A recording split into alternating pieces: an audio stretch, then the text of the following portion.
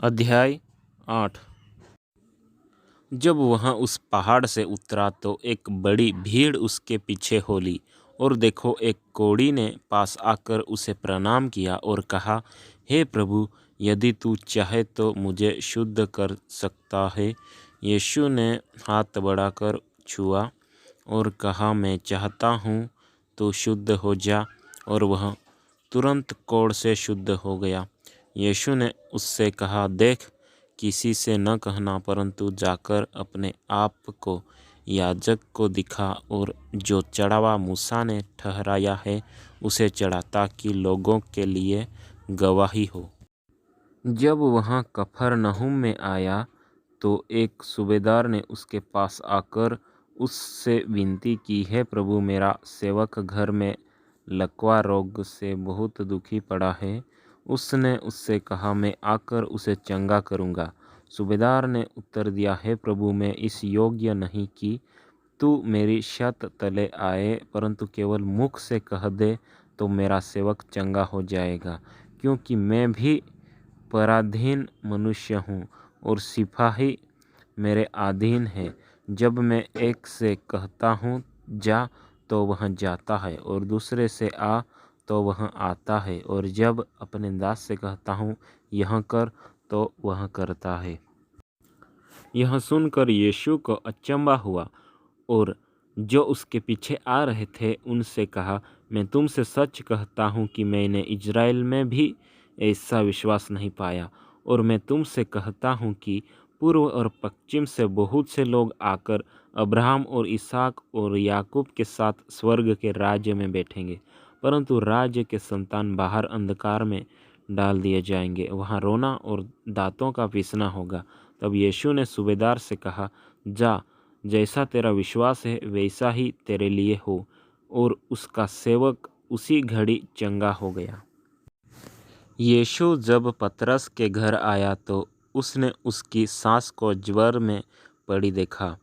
उसने उसका हाथ छुआ और उसका ज्वर उतर गया, और वह उठकर उसकी सेवा करने लगी। जब संध्या हुई तब वे उसके पास बहुत से लोगों को लाए जिनमें दुष्ट आत्माएं थीं, और उसने उन आत्माओं को अपने वचन से निकाल दिया और सब बीमारों को चंगा किया, ताकि जो वचन यशायाह भविष्यद्वक्ता के द्वारा कहा गया था वह पूरा हो, उसने आप हमारी दुर्बलताओं को ले लिया और हमारी बीमारियों को उठा लिया। यीशु ने जब अपने चारों ओर एक बड़ी भीड़ देखी तो झील के उस पार जाने की आज्ञा दी। तब एक शास्त्री ने पास आकर उससे कहा, हे गुरु, जहाँ कहीं तू जाएगा मैं तेरे पीछे हो लूँगा। यीशु ने उससे कहा, लोमड़ियों के भट्ट और आकाश के पक्षियों के बसेरे होते हैं, परंतु मनुष्य के पुत्र के लिए सिर धरने की भी जगह नहीं।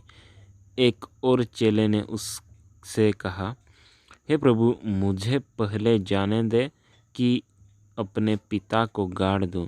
यीशु ने उससे कहा, तू मेरे पीछे हो ले और मुर्दों को अपने मुर्दे गाड़ने दे। जब वह नाव पर चढ़ा तो उसके चेले उसके पीछे हो लिए, और देखो, झील में एक ऐसा बड़ा तूफान उठा कि नाव लहरों से ढकने लगी, और वह सो रहा था। तब चेलों ने पास आकर उसे जगाया और कहा, हे प्रभु, हमें बचा, हम नष्ट हुए जाते हैं। उसने उनसे कहा, हे अल्पविश्वासियों, क्यों डरते हो? तब उसने उठकर आंधी और पानी को डांटा, और सब शांत हो गया। और वे अचंभा करके कहने लगे, यह कैसा मनुष्य है कि आंधी और पानी भी उसकी आज्ञा मानते हैं। जब वह उस पार गदरेनियों के देश में पहुंचा तो दो मनुष्य जिनमें दुष्ट आत्माएं थी कब्रों से निकलते हुए उसे मिले। वे इतने प्रचंड थे कि कोई उस मार्ग से जा नहीं सकता था। उन्होंने चिल्लाकर कहा, हे परमेश्वर के पुत्र, हमारा तुझसे क्या काम? क्या तू समय से पहले हमें दुख देने यहाँ आया है? उनसे कुछ दूर बहुत से सूअर का एक झुंड चर रहा था। दुष्ट आत्माओं ने उससे यह कहकर विनती की, यदि तू हमें निकालता है तो सूअरों के झुंड में भेज दे। उसने उनसे कहा, जाओ। और वे निकलकर सूअरों में बैठ गई। और देखो, सारा झुंड कड़ाड़े पर से झपट कर पानी में जा पड़ा और डूब मरा। उनके चरवाहे भागे और नगर में जाकर ये सब बातें और जिनमें दुष्ट आत्माएं थी उनका सारा हाल कह सुनाया। तब सारे नगर के लोग यीशु से भेंट करने को निकल आए और उसे देखकर विनती की कि हमारी सीमा से बाहर चला जा। आमीन।